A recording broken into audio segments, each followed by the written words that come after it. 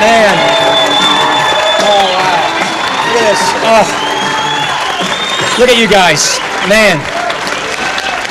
Say hi to my better half, everybody.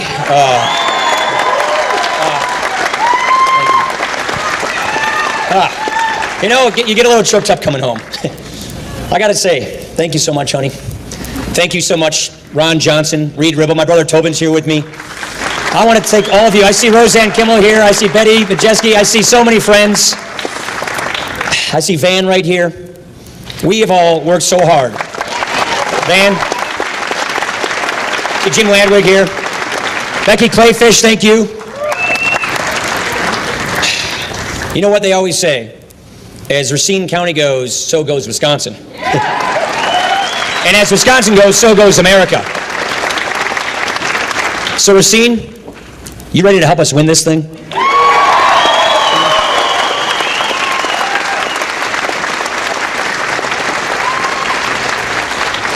It feels so good to be home.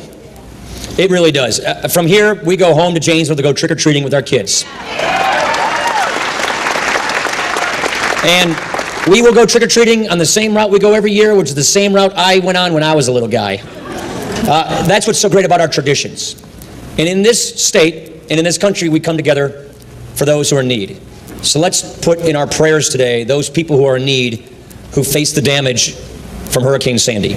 Let's think about those men and women. Let's think about those lives who have been lost, their family members, and those who are still dealing with the catastrophe. Let's put them in our prayers. And when we go home, let's think about making a donation to the Red Cross at www.redcross.org. That's what we do in this country. We help out one another. We look out for one another.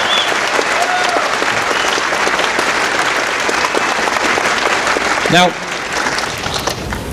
so many of us have known each other for so long. We're not just picking a president for 4 years here. We are picking a path for America that will last a generation. And when we take a look at what has made us great, when we take a look at Wisconsin alone, we can do better than this. We don't have to settle for the status quo. The status quo is not working for us.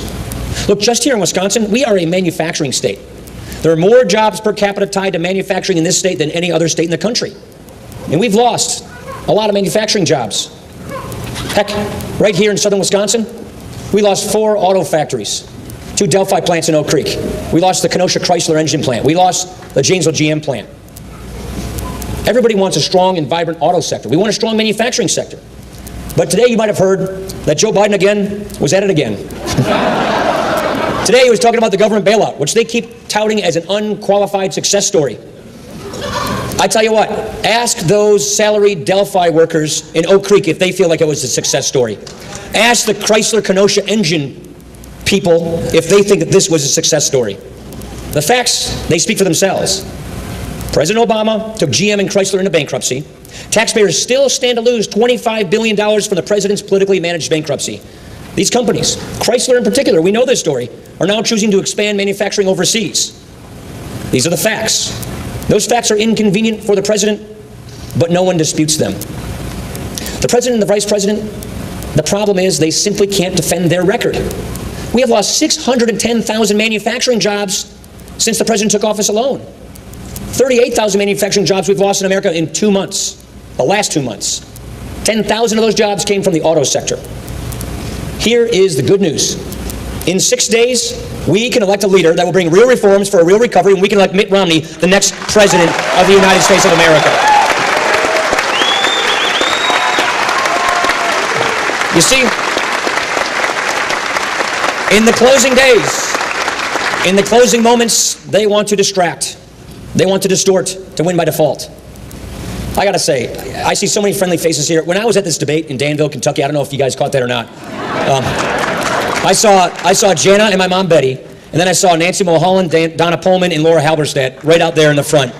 Seeing these friendly Racine faces gave me such peace and gave me such comfort, because I know, and I see them right now, right there. The three of you always stand next to each other. Seeing such good friends, seeing people who care so much about their community, seeing people who care about the values that built this country, it gives me hope, it gives me heart, and it gives me the knowledge and the faith and the confidence that in 6 days, we're going to put this country back on the right track.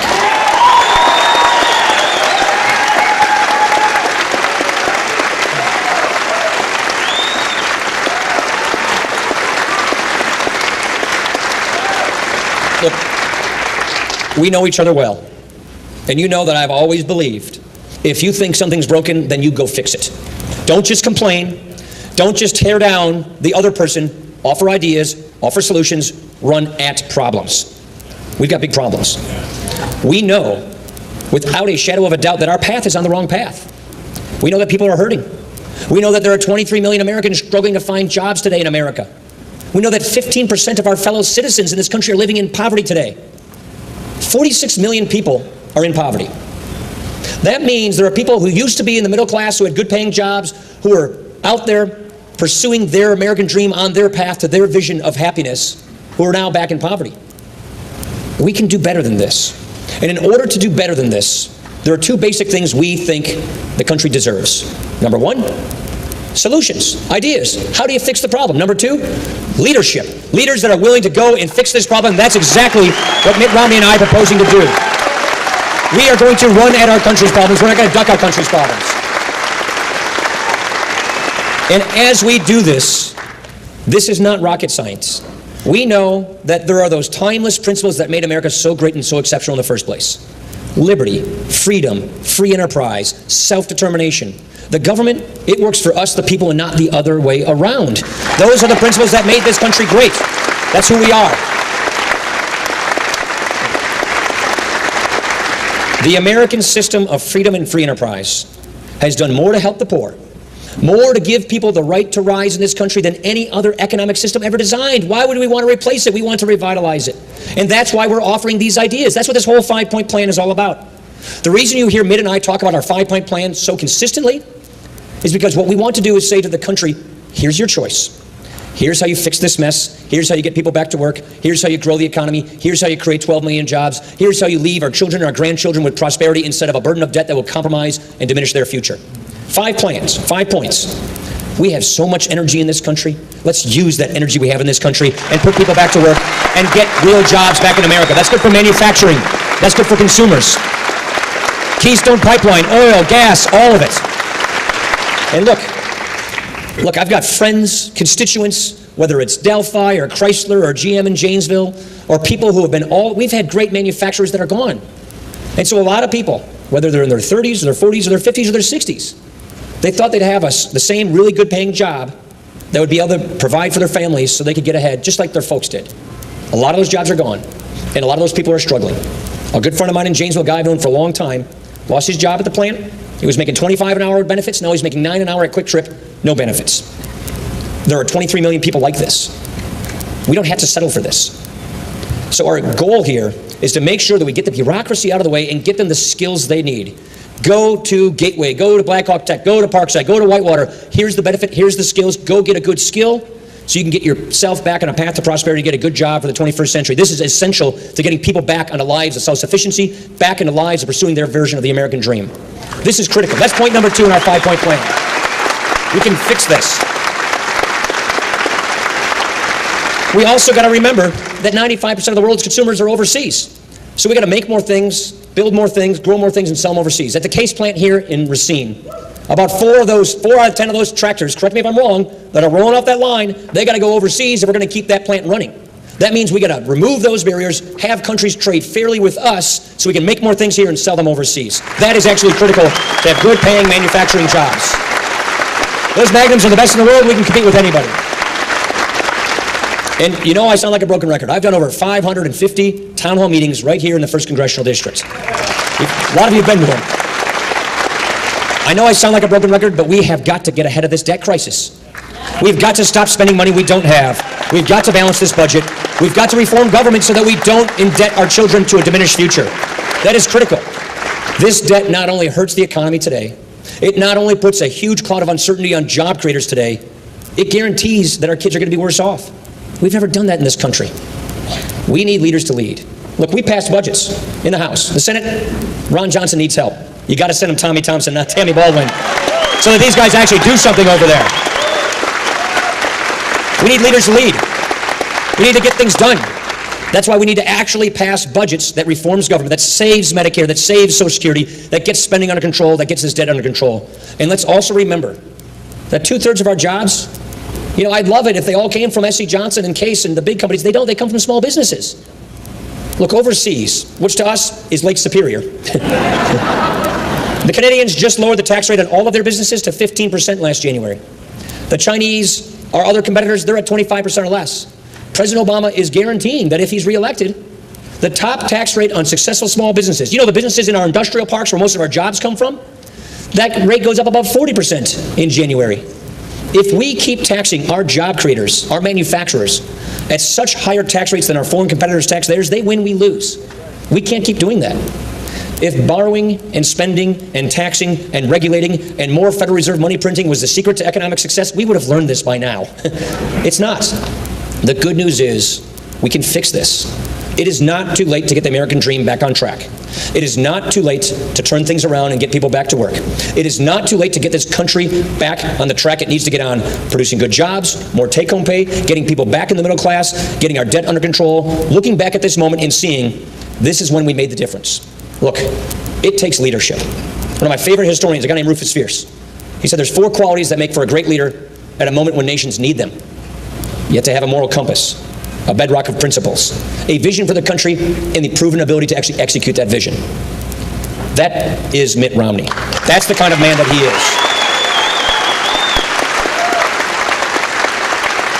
Look,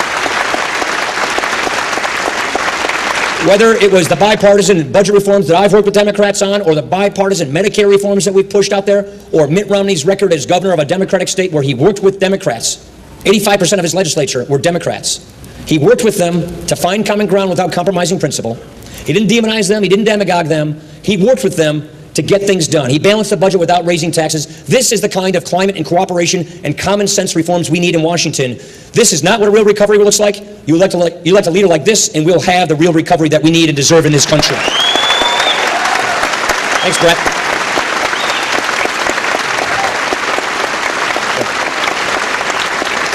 I see Brent, I see Betty, I see Roseanne, I see all these friends.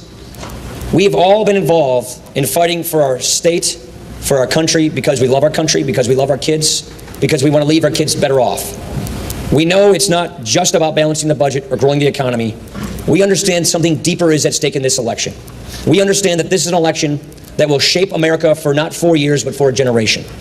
And when we think about the consequences of this election, we think about the awesome responsibility we Wisconsinites have in this election.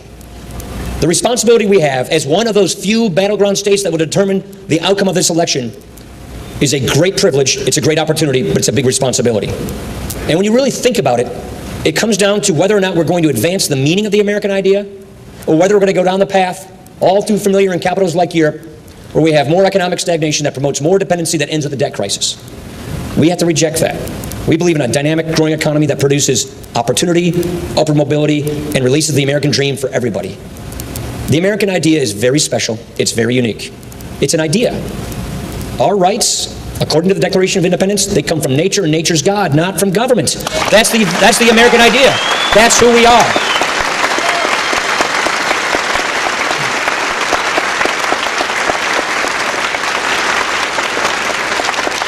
I want to thank you all for coming out. Not only do I love seeing the cheesehead here, but guess what? I see this cheesehead everywhere I go. I see cheeseheads in Virginia, in Florida, in North Carolina, in Colorado, in Iowa. Cheesehead nation domination. The point is, our fate as a nation is within our own hands. We can do this. We've been through a lot together. We've made a big difference. We can continue doing that. And then we can look back at this moment as the moment we got it fixed, we got it right. Winston Churchill probably said it best. The Americans can be counted upon to do the right thing, but only after they've exhausted all the other possibilities. I sort of think that that's where we are. This thing is going in the right direction. We're making sure that we elect real leaders to give us real reforms for real recovery that protect and safeguard our principles. Our founders created this vision, and I know some of you here are veterans. Our veterans secured it for us each and every generation, and we thank you for that.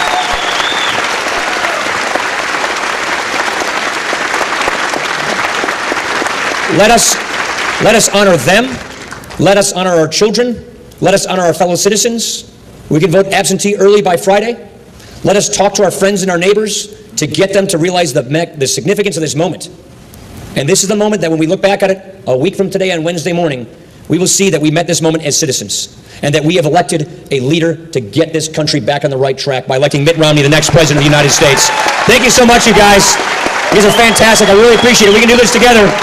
Thanks so much, you guys. Appreciate it. Awesome, guys. Thank you.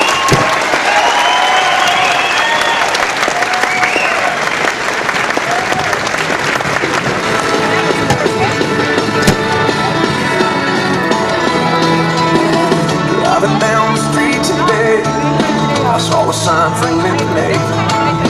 They were the cutest kids I'd ever seen in this front yard. As they handed me my glass, smiling